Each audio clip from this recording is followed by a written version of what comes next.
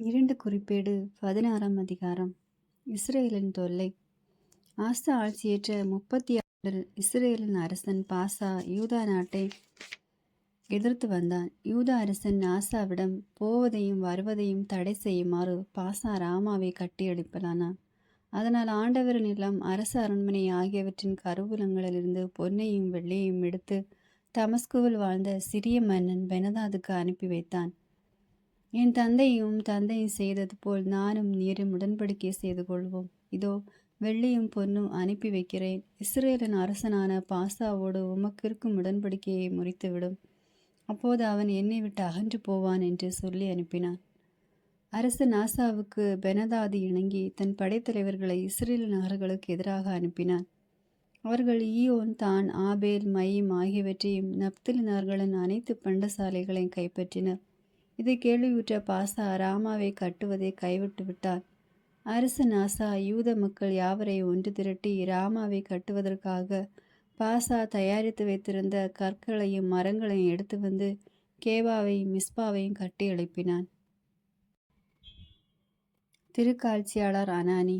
அக்காலத்தில் திருக்காட்சியாளர் அனானி யூத அரசனான ஆசாவிடம் வந்து, உன் கடவுளாகிய ஆண்டவரை நீ நம்பாமல் சிறிய மன்னனை நம்பியதால் அவனது படை உனது கையினின்று நழுவி போயிற்று. எத்தியோப்பியருக்கும் லிபியருக்கும் மிகுதியான தேர்களும் குதிரை வீரர்களும் கொண்ட பெரும்படை இருக்கவில்லையா? அப்படி இருந்தும் நீ ஆண்டவர் மேல் நம்பிக்கை கொண்டிருந்தால் அவர் அவர்களை உனது கையில் ஒப்படைத்தார். உலக அனைத்தையும் ஆண்டவரின் கண்கள் சுழன்று பார்க்கின்றன. அவர் தம்மை முழு மனதுடன் நம்பும் அனைவருக்கும் ஆற்றல் அளிக்கின்றார். நீயோ இதன் மட்டில் மதியீனமாய் நடந்து கொண்டாய். எனவே இன்று முதல் நீ போர்களை சந்திக்க வேண்டும் என்றார். இதை கேட்ட ஆசா திருக்காட்சியாளர் மேல் கடும் சினமுற்றான். அவன் எவ்வளவு எரிச்சலுற்றான் எனில் அவரை சிறையில் இட்டதோடு மக்களுள் சிலரையும் கொடுமைப்படுத்தினான். ஆசாவின் இறப்பு. ஆசாவின் செயல்கள் தொடக்கம் முதல் இறுதி வரை யூத இஸ்ரேல் அரசர்களின் ஆட்சி குறிப்பேட்டில் எழுதப்பட்டுள்ளன. தன் ஆட்சியின் 39ஆம் ஆண்டில் ஆசாவுக்கு பாதங்களில் ஒரு கொடிய நோய் ஏற்பட்டது. ஆனாலும் அவன் ஆண்டவரை நாடாது மருத்துவர்களை நம்பினான். அவன் தன் ஆட்சியின் 41ஆம் ஆண்டில் இறந்து தன் மூதாதையரோடு துயில் கொண்டான். திறன்மிக்கோர் தயாரித்த நறுமணப் பொருட்கள், மூலிகைகள், தைலங்கள் செறிந்த பாடையின் மேல் அவனது சடலத்தை கிடத்தி தாவீதின் நகரில் ஆசா தனக்கென வெட்டிய கல்லறையில் அடக்கம் செய்தனர். மேலும் அவனுக்கு அஞ்சலியாக மாபெரும் நெருப்பு வளர்த்தனர். 17ஆம் அதிகாரம். யோசாபாத்து அரசனாதல். ஆசாவின் மகன் யோசாபாத்து அவனுக்கு பின் ஆட்சி ஏற்று இஸ்ரேலுக்கு எதிராக தம்மை வலுப்படுத்தி கொண்டார். யூதாவின் அனைத்து அரண்சூழ் நகர்களில் போர்ப்படைகளையும் பிற பகுதிகளிலும் தம் தந்தை ஆசா கைப்பற்றியிருந்த எப்ராய நகர்களிலும் காவற்படைகளையும் நிறுத்தி வைத்தனர். ஆண்டவர் யோசாபாத்தோடு இருந்தார். ஏனெனில் அவர் பாகால்களை நம்பாமல் தம் மூதாதை தாவீதின் வழியில் நடந்தார். மேலும் அவர் இஸ்ரேலின் செயல்களை பின்பற்றாமல் தம் மூதாதையின் கடவுளையே நாடி அவர் கடவுளின்படியே நடந்து வந்தார். ஆனாலும் ஆண்டவர் அவரது ஆட்சியை நிலைநிறுத்தினார். யூத மக்கள் அனைவரும் யோசாபாத்துக்கு காணிக்கைகள் கொண்டு வந்தனர். அவர் செல்வமும் புகழும் பெருகியது. மேலும் ஆண்டவரது வழியில் அவர் உள்ளம் உறுதியடைந்து யூதாவில் இருந்த தொழுகை மேடுகளையும் அசோகர கம்பங்களையும் அகற்றினார். அவர் தமது ஆட்சியின் 3ஆம் ஆண்டில் யூத நகர்களில் போதிக்கும் பொருட்டு தலைவர்களான பென்கேல், ஒபதியா, செக்கரியா, நெத்தனியேல், மீகாயா ஆகியோரையும், லேவியரான செமாயா, நெத்தனியா, செபதியா, அசாவேல், செமிராமோத், யோனத்தான், அதோனியா, தோபியா, தோபு, அதோனியா ஆகியோரையும், குருக்கள் எலிசாமா, யோராம் ஆகியோரையும் அனுப்பி வைத்தார். இவர்கள் ஆண்டவரின் திருச்சட்ட நூலுடன் சென்று யூதாவில் போதித்தனர். யூதாவின் எல்லா நகர்களிலும் சுற்றி அலைந்து மக்களுக்கு போதித்தனர். யோசாபாத்தின் சிறப்பு. யூதாவை சூழ்ந்த நாடுகள் எல்லாம் ஆண்டவர் மீது அச்சம் கொண்டதால் அவை யோசாபாத்தை எதிர்த்து போரிடவில்லை. பெலிஸ்தியர் யோசாபாத்துக்கு அன்பளிப்பும் கப்பவுமாக வெள்ளி பணமும் கொடுத்தனர். அரேபியரும் அவருக்கு 7700 ஆட்டுக்கிடாய்களை 7700 வெள்ளாட்டுக்கிடாய்களை அளித்தனர். யோசாபாத்து மென்மேலும் வலிமையடைந்து வந்தான். யூதாவில் கோட்டைகளை சேமிப்பு நகர்களையும் கட்டினார். யூதாவின் நகர்களில் சேமிப்பு மிகுதியாயிருந்தது. வலிமை மிகு போர் வீரர் எருசலேமில் இருந்தனர். தங்கள் மூதாதையரின் குடும்பத்தின்படி அவர்களது எண்ணிக்கை யூதாவில் இருந்த 1000 தலைவர்கள் வலிமை மிகு போர் வீரர் 3,00,000 பேருக்கு தலைவன் அத்னா. அவனை அடுத்து வலிமை மிகு போர் வீரர் 2,80,000 பேருக்கு தலைவன் யோகன்னான். அவனை அடுத்து ஆண்டவருக்கு தன்னை அர்ப்பணித்திருந்தவனும் சிக்ரியின் மகனுமான அமசியா. இவனுக்கு கீழ் வலிமை மிகு போர் வீரர் 2,00,000 பேர் இருந்தனர். பென்யமீனிலிருந்து வலிமை மிகு போர் வீரர் எலியாதா. இவனுக்கு கீழ் வில்லும் பரிசையும் தாங்கிய வீரர் 2,00,000 பேர் இருந்தனர். அவனை அடுத்து யோசாபாத்து. இவனுக்கு கீழ் போர்க்கோலம் பூண்ட 1,80,000 பேர் இருந்தனர். இவர்கள் அரசரும் பாதுகாப்பு பணி புரிந்து வந்தனர். மேலும் யூதாவின் அரண்சூழ்நார்களில் அரசரால் நியமிக்கப்பட்ட காவலர்கள் இருந்தனர். 18ஆம் அதிகாரம். பொய் வாக்கினர். யோசாபாத்து மிகுந்த செல்வமும் புகழும் பெற்றிருந்தார். திருமணத்தின் வழியாக ஆகாபுடன் உறவு முறை கொண்டார். சில ஆண்டுகளுக்கு பின் ஆகாபை சந்திக்க அவர் சமாரியா சென்றார். மிகுதியான ஆடு மாடுகளை அடித்து அவருக்கும் அவர் ஆட்களுக்கும் விருந்தளித்த ஆகாபு ராமோத்து கிளையாதற்கு எதிராக கிளர்ச்சி செய்யுமாறு அவரை தூண்டினான். இஸ்ரேலின் அரசனான ஆகாபு யூதாவின் அரசன் யோசபாத்தை நோக்கி, ராமோத்து கிளையாதை எதிர்க்க என்னோடு வருவீரா என்று கேட்டார். அதற்கு யோசாபாத்து அவனிடம், உம்மை போலவே நானும் தயார், உம்மக்களைப் போலவே என் மக்களும். நான் உமக்கு துணையாக போருக்கு வருவேன் என்றான். யோசாபாத்து இஸ்ரேல் அரசனை நோக்கி, ஆண்டவரின் வாக்கு எதுவென இன்று நீர் கேட்டறிய வேண்டுகிறேன் என்றார். அப்பொழுது இஸ்ரேலின் அரசன் 400 பொய் வாக்கினரை வரவழைத்தான். நாங்கள் ராமோத்து கிளையாதற்கு எதிராக படையெடுக்கலாமா வேண்டாமா என்று அவர்களை கேட்டான். அதற்கு அவர்கள், போங்கள், ஏனெனில் அரசன் கையில் கடவுள் அதை ஒப்படைப்பார் என்று பதில் அளித்தனர். ஆனால் யோசாபாத்து நாம் கேட்டு அறிவதற்கு இங்கே ஆண்டவரின் இறைவாக்கினர் யாரும் இல்லையா என்று கேட்க, அதற்கு ஆகாபு, ஆண்டவரின் வாக்கை கேட்டறிவதற்கு இம்லாவின் மகன் மீகாயா என்பவன் இருக்கிறான். ஆனால் நான் அவனை வெறுக்கிறேன், ஏனெனில் எனக்கு சாதகமாய் அன்று பாதகமாகவே எப்பொழுதும் இறைவாக்கு உரைக்கிறான் என்றான்.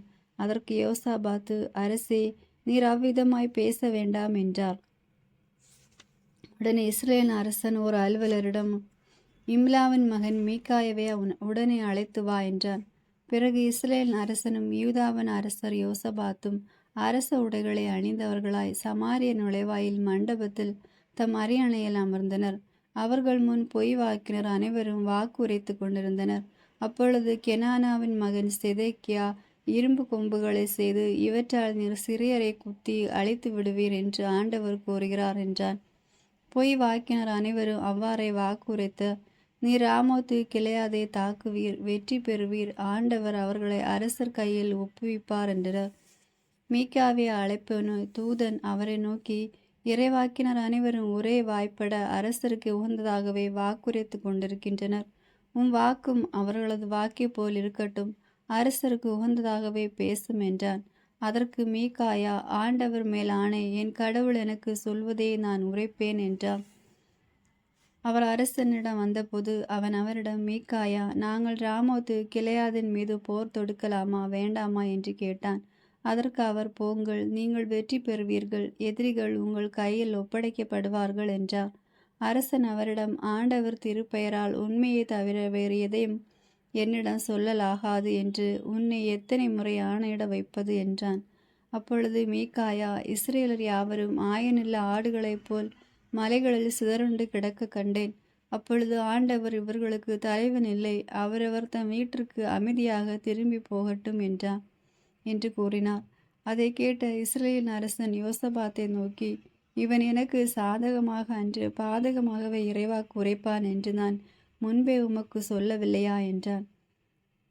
அப்பொழுது மீகாயா, ஆண்டவரின் வாக்கை கேளுங்கள், ஆண்டவர் தம் அரியணையில் மேல் வீற்றிருப்பதையும் விண்ணக படையெல்லாம் அவர் தம் வலப்புறமும் இடப்புறமும் நிற்பதையும் கண்டேன். அந்நேரத்தில் ஆண்டவர் இஸ்ரேல் அரசனான ஆகாபு ராமோத்து கிளையாதற்கு சென்று அங்கே வீழ்ச்சி அடையும்படி அவனை வஞ்சிக்கப் போகிறவன் யார் என்று கேட்க, அதற்கு ஒருவன் ஒன்றை சொல்ல மற்றொருவன் வேறொன்றை சொன்னான். அப்பொழுது ஓர் ஆவி ஆண்டவர் திருமுன் வந்து, நானே போய் அவனை வஞ்சிப்பேன் என்றது. எவ்வாறு என்று ஆண்டவர் அதை கேட்டார். அந்த ஆவி, நான் போய் அவனுடைய இறைவாக்கினர் அனைவரின் வாயிலும் பொய்யுரைக்கு ஆவியாக இருப்பேன் என்றது. அதற்கு ஆண்டவர், நீ அவனை ஏமாற்றி வெற்றி காண்பாய், போய் அவ்வாறே செய் என்றார். எனவே இதோ, இறைவாக்கினர் இவர்களின் வாயில் ஆண்டவர் பொய்யுரைக்கு ஆவியை இட்டுள்ளார். உண்மையில் ஆண்டவர் உனக்கு தீங்கானவற்றையே கூறியுள்ளார் என்றான். அப்பொழுது கெனானாவின் மகன் செதேக்கியா மீகாவின் அருகில் வந்து அவரது கன்னத்தில் அறைந்து, ஆண்டவரின் ஆவி என்னை விட்டு எவ்வழியாக சென்று உன்னிடம் பேசிற்று என்று சொல் என்றான். அதற்கு மீகாயா, நீ உள்ளறைக்குள் ஓடி ஒளிந்து கொள்ளும் நாளில் தெரிந்து கொள்வாய் என்றான். அப்பொழுது இஸ்ரேல் அரசன் இவ்வாறு கட்டளையிட்டான், மீகாவை பிடித்து அவனை நகரின் ஆளுநன் ஆமோனிடமும் அரசன் மகன் யோவாசிடமும் இழுத்து செல்லுங்கள். அவர்களிடம் நலமாய் நான் திரும்பும் வரை இவனை சிறையில் அடைத்து வையுங்கள். இவனுக்கு சிறிதளவே அப்பவும் தண்ணீரும் கொடுத்து வாருங்கள் என்று கூறுங்கள். அதற்கு மீகாயா, நலமாய் நீ திரும்பி வந்தால் ஆண்டவர் என் வாயிலாக பேசவில்லை என்பது பொருள். அனைத்து மக்களை இதை கவனத்தில் வைத்துக் கொள்ளுங்கள் என்றான். ஆகாபின் அழிவு. பின்னர் இஸ்ரேலின் அரசனும் யூதாவின் அரசர் யோசாபாத்தும் ராமோத்து கிளையாதன் மீது படையெடுத்து சென்றனர். இஸ்ரேலின் அரசன் யோசபாத்தை நோக்கி, நான் மாறுவேடத்தில் போருக்கு செல்வேன், நீரோவும் அரச உடைகளை அணிந்து வாரும் என்று சொல்லிவிட்டு மாறுவேடத்தில் போருக்கு சென்றான். சிறிய மன்னன் தன் தேர்ப்படை தலைவர்களை நோக்கி, நீங்கள் சிறியவரோடும் பெரியவரோடும் போர் புரியாமல் இஸ்ரேலின் அரசன் ஒருவனோடு மட்டும் போரிடுங்கள் என்று கட்டளையிட்டிருந்தான். ஆதலால் தேர்ப்படை தலைவர்கள் யோசபாத்தை கண்டவுடன் இவன் தான் இஸ்ரேலின் அரசன் என்று அவனோடு போரிடும்படி அவனை சூழ்ந்து கொண்டார்கள். அப்பொழுது யோசபாத்து ஆண்டவரை நோக்கி கூக்குரலிட அவரும் அவருக்கு துணையாக வந்து எதிரிகள் அவனை விட்டு விலகும்படி செய்தார். தேர்ப்படை தலைவர்கள் இவன் இஸ்ரேலின் அரசன் இல்லை என்று கண்டு அவனை துரத்தாமல் அகன்று போனார்கள். ஆனால் ஒரு மனிதன் தனது வில்லை நாணேற்றி குறிவைக்காமல் அம்பெய்தான். அது இஸ்ரேல் அரசன் கவசத்தின் இடைவெளியை பாய்ந்தது. ஆகாபு தன் தேரோட்டியிடம், நான் காயமடைந்துள்ளேன், ஆதலால் நீ தேரை திருப்பி என்னை போர்க்களத்துக்கு வெளியே கொண்டு போ என்றான். அந்நாள் முழுவதும் கடும் போர் நடந்தது. இஸ்ரேலின் அரசன் சிரியருக்கு எதிராக தன் தேரிலே நின்று கொண்டு மாலை வரை போரிட்டான். கதிரவன் மறையும் வேளையில் உயிர் விட்டான்.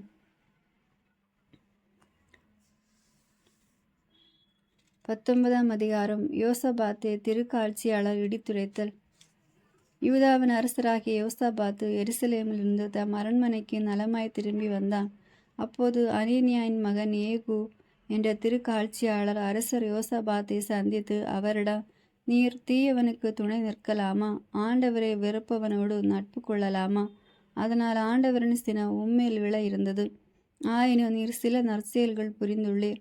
அதாவது அசோகர கம்பங்களை நாட்டிலிருந்து எரித்து அகற்றினீர்.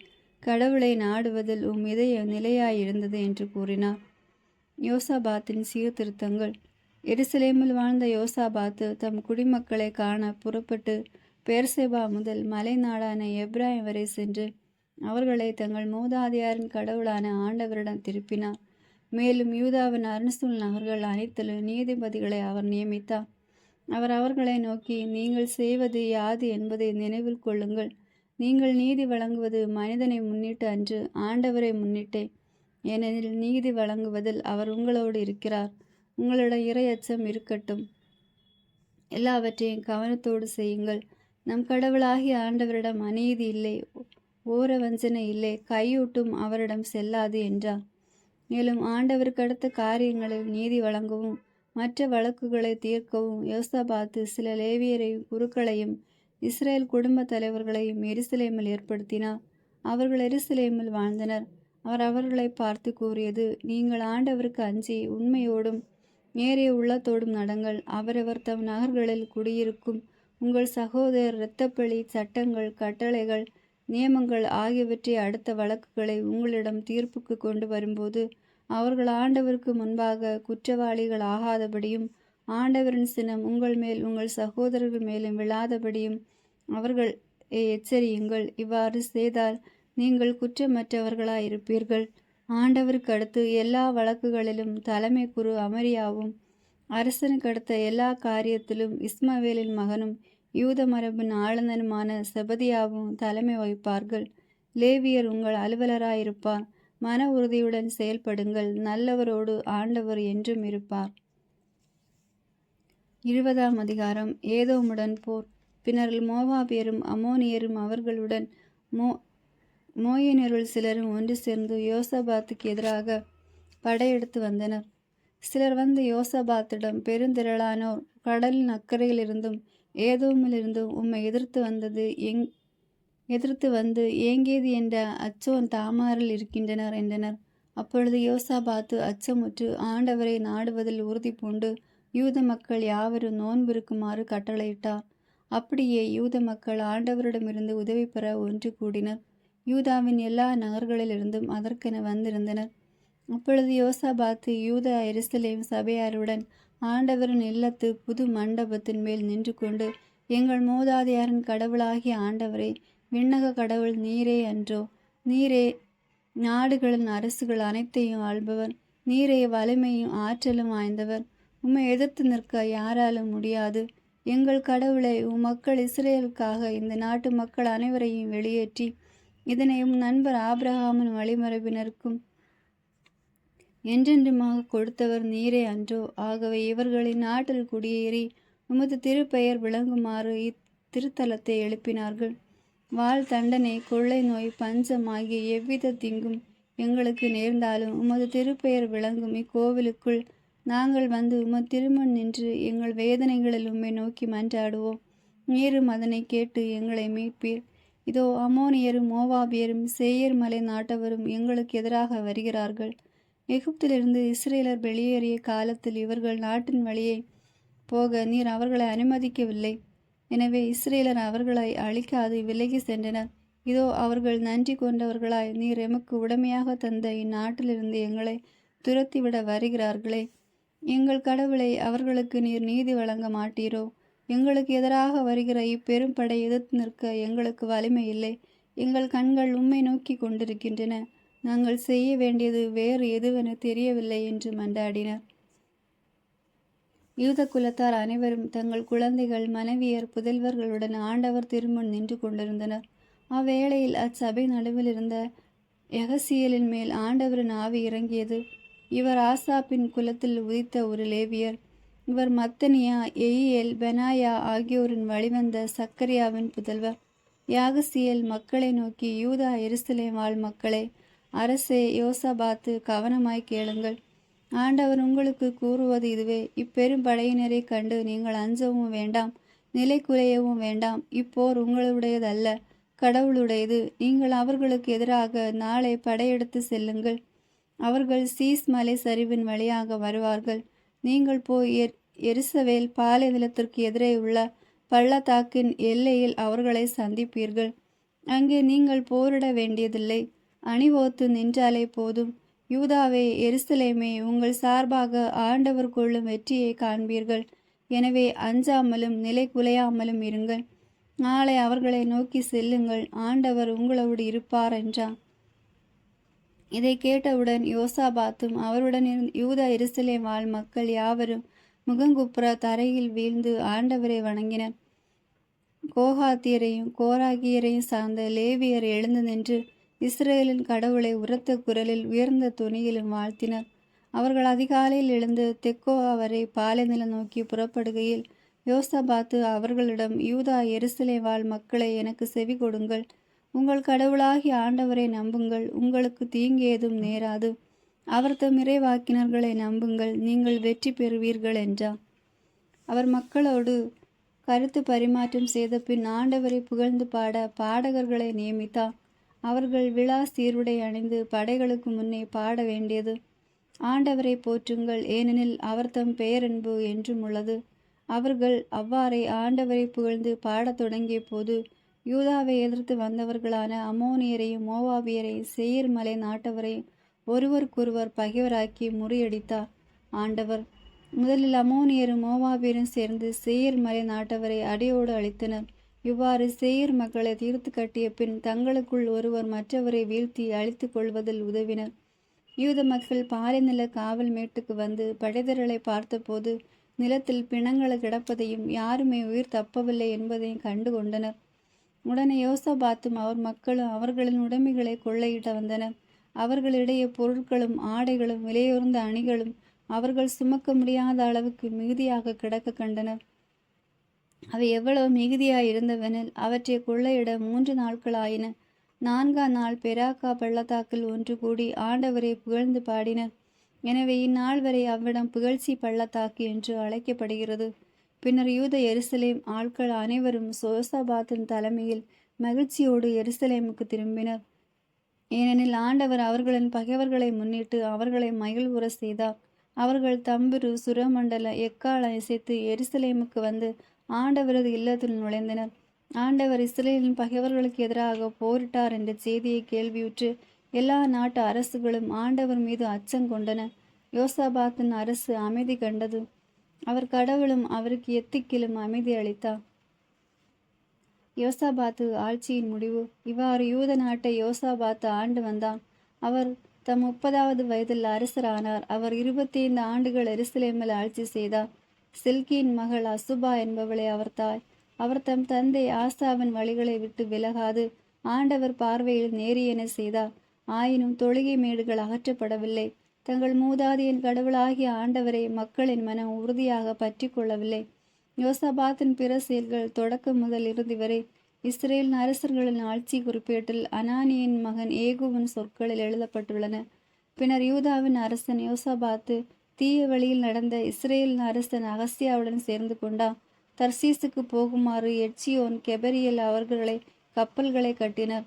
ஆனால் மாரோசோவை சார்ந்த தோதாவின் மகன் எலியேசர் யோசபாத்திற்கு எதிராக இறைவாக்குரைத்து, நீர் அகசியாவோடு சேர்ந்து கொண்டமையால் ஆண்டவரும் திட்டங்களை அழித்து விடுவார் என்றார்.